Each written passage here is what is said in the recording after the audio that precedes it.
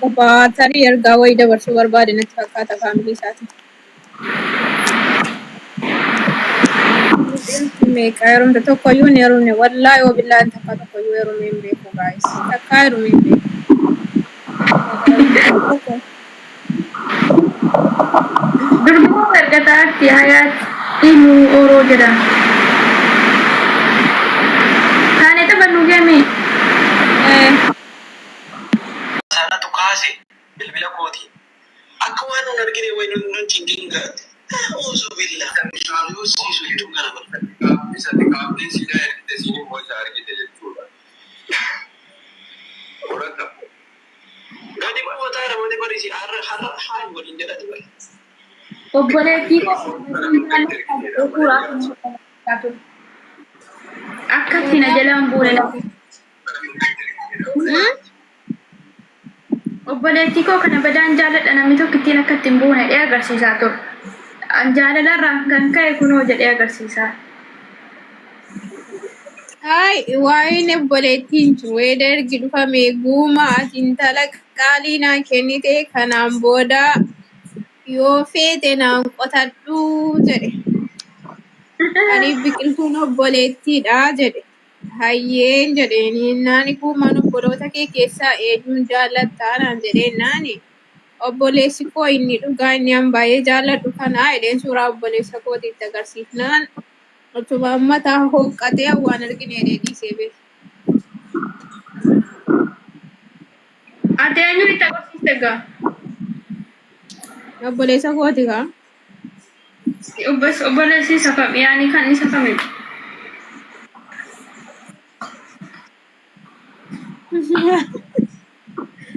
Maal jechuudha? Beektu maata obboleessa koo?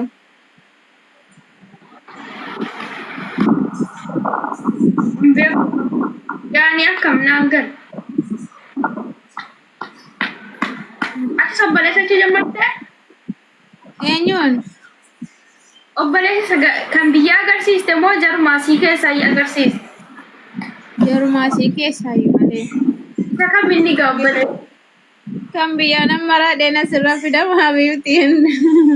Kan asii kenna dhukkubaara ishee. Bor suuraa jaraa gadi deebisanii irraa naa dalaganuufani. Miidiyaatti ol baasee hin beeku faamilii koo hin takka. Muftii waan godhee deeme wallaahi namicha achumaatu maa jira malee jinni natti kana. Namicha maara gadaa jiru intumaa jiru innaani baataman baatu dheetumaa raafa.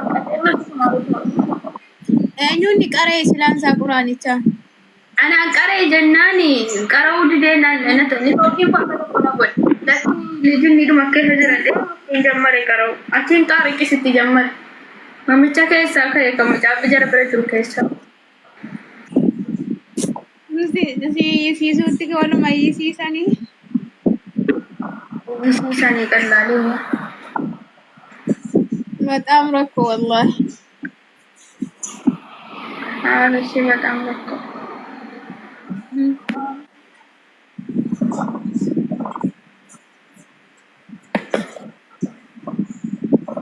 meeqaray meeqati tak sidisa wala siras qurana qaray sidisa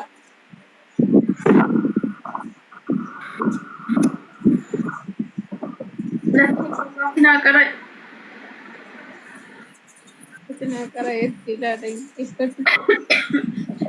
Ada raga itta barayani amma bar yero hirmna dide yon qurana degge fadina rafet yero fikoti makasna rukube yon qare baka fikoti nafsi yanku raga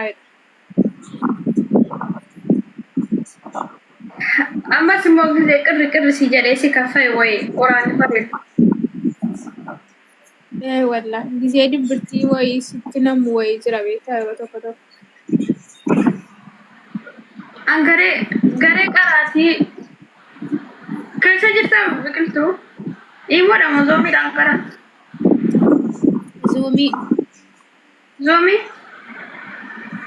zomi sun bareedu dase sirna na bakka zomi sana imo na corona ko bareedu wala saati qaba miti saati galgala magriba amma saati sadii qofa magriba amma saa sadii ulee saat maaltu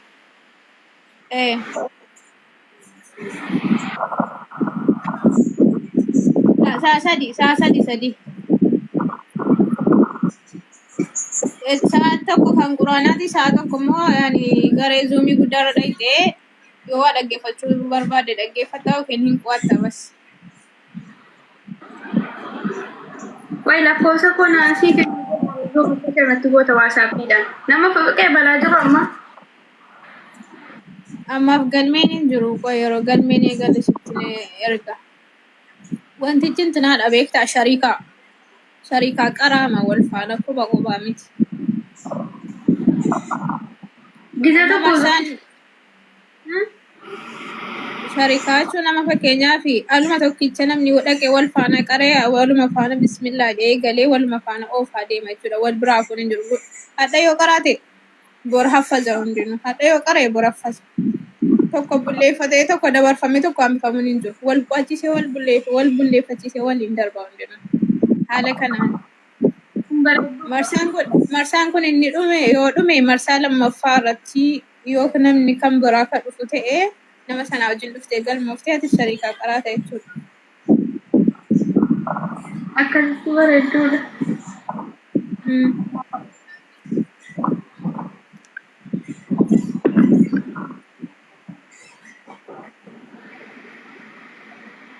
Rabbi nuuf laafisu inshallah. Angaruu ammoo wana imoodhuma keessan jira waggaa lama ta'eera. Imoodhumaan fayyadamu. Zoomii garuu gizee tokko salgiidha tokko immoo eebba wayii. Zoomii baaba sheekriyaat. Okay.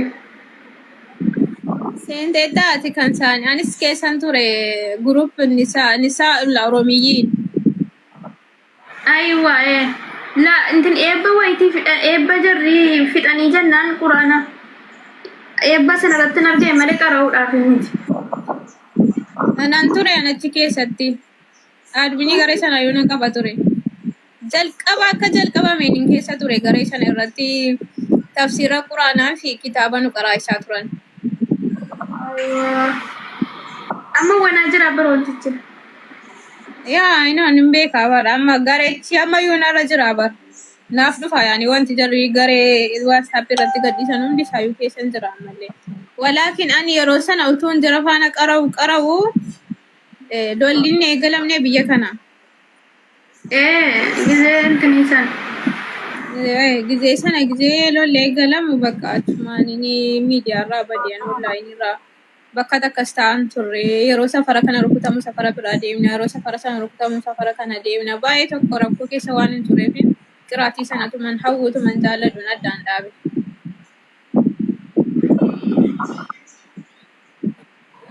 Wallahi ummata gizee dhufni asirratti zimmannee dhuma laafii banannee teenyu waan hin qaraan nu seenaa.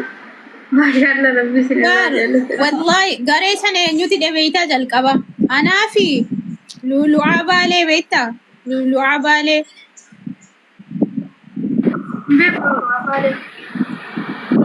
lulu'aa baalee isii daawwaa waan arge fa'i gooti asirratti jabduu wayiiti tamaarii yuunivarsiitiiti intalli sun. Isii waliin guruupii wayii hiine guruupii garee quraanaa jechuudha. Asirra tiktookiin kanarratti wal barree waliin dubbannee lakkoofsa walii fudhannee iimoorraan garee wayii hiine ammas waastaappiirraan garee wayii hiine otuma walumaa wal qaraasisuutu sheekii sheekriyaadin dhufin jechuudha. Booddee keessa garee sana keessa shamarran malee dhiiran galchinu inni ture shamarran qofa barnoota adda addaa haala sirriidhaan barachuudha jechuudha. Dibeekta shamarran yoo baay'atanis waliin galanu waan achi keessatti sagaleedhaan waastaap irra gadhiifamu fuudhanii gara tiiktookii kana fidanii maqaa nu balleessuu jammaran. Anarrayyuu immoo isii jechuudha. Achiin gareen suni diqqoo si nurkaa bittinnaa'uu barbaadee dhaabbate gidduudhaan. Naani abadan qiraatii keenya hinumaan dhiifnu shamarran kun isinuma qara'u jennee isinii baaba sheekriyaad kanaan baay'ee walitti dhiyaatti anaan agas mara miti walitti dhiyeenyi keenya. No, iqaabistii miti mucattiini. Anaaf isiiti dha garee sana anaaf isiiti dhee dhufee galee achiin namni dhufee itti dabalamee booda baaba shakriyaa dhufanii zuumii hidhanii waastaappiin nuti isaan dhufanii zuumii bananii linkiin garee waastaappiin nuyi sana irratti ergamee quraanni kun eegalame. Rabbi sinirraa caala. Ajajni isinii lakkaa'amaa deemanii. Mashallah garee sana baay'ee tokkoon jaalladhee ture garuu yeroo lolaa sana ji'a 3 fi ji'a 3 fayyadamne kalas eegan deebi'ees immoo deebi'ee dhaqee itti dabalamne isaan dhugaa dubbachuuf keessaan sagalee naa qabanii turanii maal taatee baddinaan jedhanii yeroo sana keessa ani saala jirutti mee bakka eegalaatti hin deebine jechuudha. Amma karaa jiraattee naan bari. Garuu gareen isiin duraanii gara namatti ni jetti. Yaani qaraanaan immoo isin barnootumaatu barannaa waa tokkoyyuu. Gareen isiin duraa nama mararti garuu ammas qaraan jira alhamdulillah yeroodhaaf yaalina mudachuu dhabeenaan quraana addaan dhaabilleen itti deebi'ee qaraan ture jechuudha mashallah. Rabbi nuuf jedhu. Anamma gareen immoo maal fidan beektaa yoo garee keessa ooltu inshaallah ati rabbi sii laaffisee na sa'aatii 24 keessa oolu. Sa'aatii waqtii maqaa sana irratti ati waqtii maqaa waamu sana yoo argamu subhaanallah shabaqaan keessaa si baasii ati dhuftee silkii ittiin deeffanne biyya arabaa jirra. Sanan ta'an oolu. Yoo ati sa'aatii sana nawwaanne bakka gaafa sanaaf kitaaba illee qaraatu quraana illee qaraatu waqtii sana irratti maal sana achiin addi adda laatuun qauma kootan qaree malatuun hin qaree. Qoy waa bilbila koorra fidee si argaa hin jiru. Naa deemuu dide. Bilbilli kun kiyya kunis rakkoo uumeera. Hundi akkas ta'a. Maal keessaa? Na argaa taanaan. Ansi argaan jira bari mul'atta. Si argaan jiru dhugaa dubbachuudhaaf waan inni ta'e hin beeku bilbilli. Maal ta'e? Hin goge. Mashallah. Deebi'ee? Hin deebin.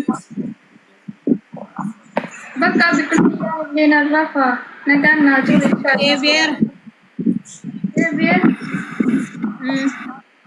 Narrafa si intina waa tokko godhe. Si dhukkubaara. Mataan akka tokko na jira. Inshallah boru walitti. Hojii jaraa nyaatan hojinnii kee kaasanii kaa'anii dhiisanii.